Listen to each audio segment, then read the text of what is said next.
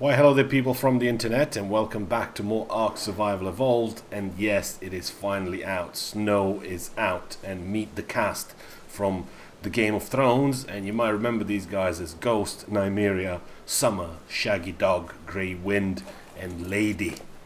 They are pretty cool, I gotta say that. Now for stats, they don't really have the biggest of stats out there. I think the cats do have a little bit more grunt than these guys, but they are really fast and they are versatile, and you don't need a saddle for them. I couldn't find a saddle. Maybe that's something they'll add later down the line.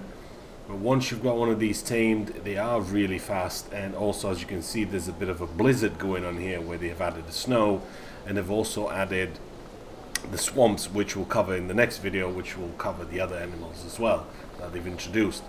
So as for the wolf, obviously with the right click, he does sort of do a little bit of noise there. It's not exactly the way I'd expected it to do, at least for a wolf anyway. That's not a proper howl, but hey, it's better than nothing. But they are pretty versatile. They are really fast. You can jump quite a bit with them, and they'll get you from A to B really fast. And if you get yourself one of the alpha ones and you got yourself a pack, now that's going to be even better, because the alpha dog, as you want to call it, the alpha wolf, is going to be just nice and cool for you to lead a pack of these into battle. The next thing they've added in is this here stag. He is pretty cool looking, and you can craft a saddle for it. And one of the other reasons that you want to be hunting some of these guys down is because they're the ones that will give you some pelts. Now what do you need pelts for? If you want to craft yourself the clothing that I have on, the armor, the fur armor, and you want to live in the cold and be able to bear these winds and blizzards and all that sort of stuff, then you need some pelts. And you need to get some of these guys. Once you get yourself enough pelts, you can start crafting the armor for these. Now as I mentioned, it does have quite a punch when he jumps. You need to hold space, and you can jump quite a bit of distance with him.